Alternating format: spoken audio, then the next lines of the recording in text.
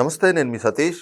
ఈవీఎంలను manage చేసి కూటమి అధికారంలోకి వచ్చింది అంటూ ఇటీవల ఒక ఛానల్కి ఇచ్చిన ఇంటర్వ్యూలో రోజా చేసినటువంటి వ్యాఖ్యలు మరోసారి రాజకీయంగా దుమారం రేపుతా ఉన్నాయి. మరి నిజంగా కూటమి ప్రభుత్వం ఈవీఎంలను మేనేజ్ చేస్తే వైసీపీ అధికారం కోల్పోయిందా, లేదంటే ప్రజలు వాళ్ళని అర్థం చేసుకోలేదు అంటూ వైసీపీ చేస్తున్న వ్యాఖ్యలు ఎలా చూడాలి? ఇదే అంశాలు మనతో చర్చించేందుకు సీనియర్ జర్నలిస్ట్ డివిఎస్ గారు ఉన్నారు. సార్ నమస్తే. నమస్తే సార్, పొరుగు రాష్ట్రాలు కూడా జగన్మోహన్ రెడ్డి ఘనత ఏమిటో గుర్తించినాయి. కానీ ఆంధ్రప్రదేశ్లో వైఎస్ఆర్ కాంగ్రెస్ పార్టీ అధికారం ఎందుకు కోల్పోయింది? అంటే ప్రజలు తమను అర్థం చేసుకోలేదా, లేదంటే కూటమి పార్టీలు ఈవీఎంలను మేనేజ్ చేశాయా అనేది ఇప్పటికీ అర్థం కావట్లేదు అంటూ రోజా తన నియోజకవర్గాన్ని ఒక ఉదాహరణగా చూపిస్తూ, అసలు మా నియోజకవర్గంలో ఎప్పుడో ఎన్టీ రామారావు గారు పార్టీ పెట్టినప్పటి నుంచి 800, 1000, 2000 ఓట్ల మెజారిటీ తప్పితే పెద్దగా వచ్చింది లేదు.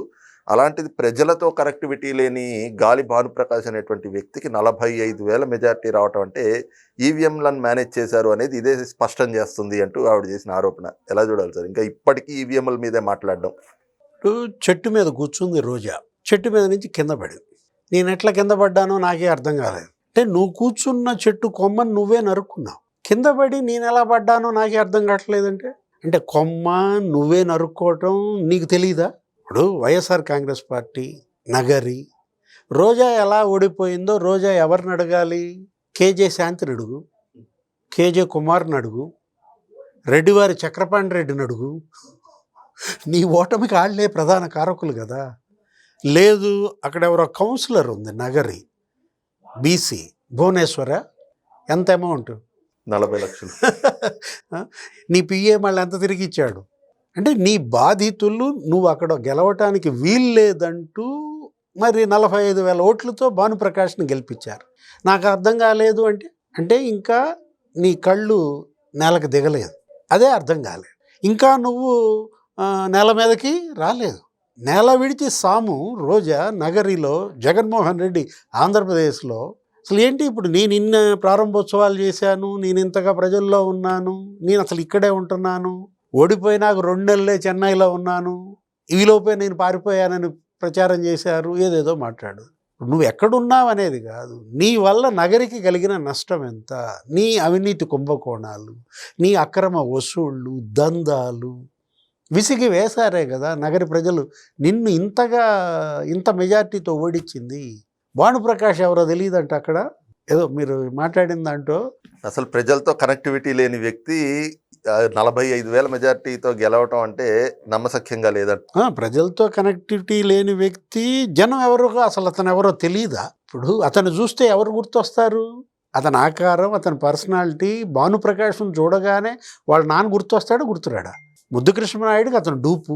గాలి ముద్దుకృష్ణనాయుడు ఎవరు? అక్కడ నువ్వు అసలు ఏది రాజకీయంగా పుట్టకముందే ఆయన అక్కడ ఆ ప్రాంతంలో ఒక ధ్వజస్తంభం. నువ్వెక్కడో డ్యాన్సులు వేసుకునేటప్పుడే ఆయన విద్యాశాఖ మంత్రిగా, అటవీ శాఖ మంత్రిగా, సుదీర్ఘకాలం శాసనసభ్యుడిగా. ముద్దుకృష్ణనాయుడు రాజకీయ కుటుంబం. భానుప్రకాష్ ఎవరో తెలియదంటే అంటే ఇప్పటికీ ఆమెలో పశ్చాత్తాపం లేదు, పరివర్తన లేకపోగా. మీరు చెప్పిన ఆ ఇంటర్వ్యూలో ఇంకొక మాట నాకు తెలుసా? జగన్ని ఓడించంట జనం వాళ్ళ నెత్తిన వాళ్ళు మట్టేసుకున్నారట. చెప్పు ఆ మాట ఒకసారి మళ్ళీ చెప్పు. జగన్ని ఓడించి జనం వాళ్ళ నెత్తిన వాళ్ళు మట్టేసుకున్నారట. జనం వాళ్ళ నెత్తిన వాళ్ళు మట్టేసుకున్నారా, మీ నెత్తిన మట్టేశారా? అరే ఇప్పుడు 151 స్థానాల నుంచి మిమ్మల్ని 11 స్థానాలకు దించి మీ నెత్తిన 140 టన్నులు మట్టేసినా కూడా మీకు తెలియకపోతే, ఎంత లోతుకి మీరు ఇవాళ పాతాళానికి కూరుకుపోయినా కూడా మాకు అర్థం కాలేదంటే. ఈవీఎంలు ఆమె ఏదో మాట్లాడుతూ దాని గురించి కూడా మాట్లాడింది, ఈవీఎంల వల్ల ఓడిపోయారు అని. ఇప్పుడు 4 రాష్ట్రాల ఎన్నికలు జరిగాయి. మమతా బెనర్జీ ఓడిపోయింది ఈవీఎంల వల్లేనా? ఆమె కూడా అదే అంటుంది. ఇక్కడ స్టాలిన్ ఓడిపోయింది ఈవీఎంల వల్ల, విజయ్ గెలిచింది ఈవీఎంల వల్ల అని అడుగుతున్నా. కేరళలో విజయన్ ఓడిపోయాడు, ఏది ఎల్డీఎఫ్, ఈవీఎంల వల్ల. ఎక్కడున్నాడు పరకాల ప్రభాకర్? ఇప్పుడు ఈ 4 రాష్ట్రాలు పుదుచ్చేరి ఎన్నికల్లో ఈవీఎంల గురించి ప్రభాకర్ గారు మాట్లాడతలేదేంటి? అంటే మీరు గెలిస్తే ఈవీఎంలు బెస్ట్, మీరు ఓడిపోతే ఈవీఎంలు వరస్టా?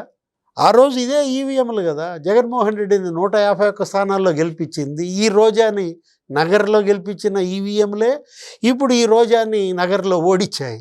ఇదే ఇవాళ ఏది ప్రజల్లో కూడా చర్చ. నాయకులు ఎంత గడసరి వాళ్ళు, అంటే ఎంత గడుగ్గాయిలు అనాలా. ఈవీఎం అంటే ఏంటి అసలు అది? ఒకడెవడో చెప్తాడు ఏమని, అందులో బ్యాటరీ అంట ఇన్ని రోజులైనా కూడా ఇంకా పెరిగిందంట బ్యాటరీ, ఒకడు చెప్తుంటాడు. అంటే ఇప్పుడు టెక్నాలజీ, ఇప్పుడు నిజంగా ఈవీఎంల మీదే కనుక ప్రజల్లో వ్యతిరేకత ఉంటే ఈ 4-5 రాష్ట్రాల్లో ఇప్పుడు ఎన్నికలు జరగనిచ్చేవాళ్ళ? ప్రజలు తిరగబడేవాళ్ళు కాదా? పోటీ చేసే పార్టీలు అభ్యర్థులు ఎందుకని ఈసీని అడగల? మమతా బెనర్జీ, స్టాలిన్ బలమైన ముఖ్యమంత్రులు, మాకు ఈవీఎంలు వద్దు, మా రాష్ట్రాల్లో ఎన్నికలు బ్యాలెట్గా జరగాల్సిందే అని అడగచ్చు కదా. ఇదేంటంటే ఇప్పటికైనా ఇప్పుడు రోజా కావచ్చు, లేకపోతే పేర్ని నాని కావచ్చు, అటు భూమన కరుణాకర్ రెడ్డి, అసలు వీళ్ళు అంబటి రాంబాబు, ఆయనకైతే అసలు అంబటి రాంబాబు నాకు అసలు ఇంతవరకు పోలవరమే అర్థం కాలేదంటాడు.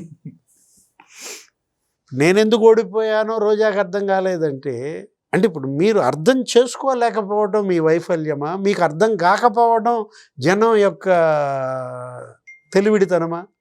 జనం ఓట్లేశారు, మామూలుగా కాదు. ఆ రోజు జగన్ బాధితులంతా ఏకమయ్యారు.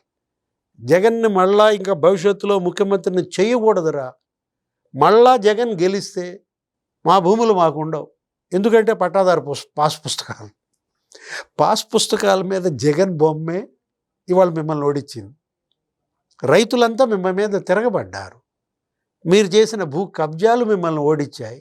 మీ ఇసుక మాఫియా మిమ్మల్ని ఓడించింది.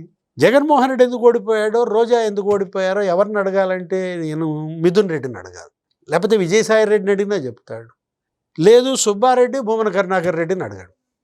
వాళ్ళిద్దరు బెస్ట్. ఏది వైఎస్ఆర్ కాంగ్రెస్ పార్టీ ఎందుకు ఓడిపోయిందంటే కారణం తిరుపతే కారణం. తిరుపతిలో జరిగిన భూ కబ్జాలు, తిరుమలలో జరిగిన అపచారాలు, మహాపాతకాలు, కల్తీ నెయ్యి, ఈ కల్తీ మద్యం, కల్తీ పార్టీని ఓడించాయి. అసలు కల్తీ అంటే ఏంటో మాకు అర్థం కాలేదంటే ఇక మీరు అర్థం చేసుకునేసరికి ఇక మీకు ఏంటి, ఇక మీ పార్టీ ఇక భూస్థాపితమే. Thank you. నమస్తే.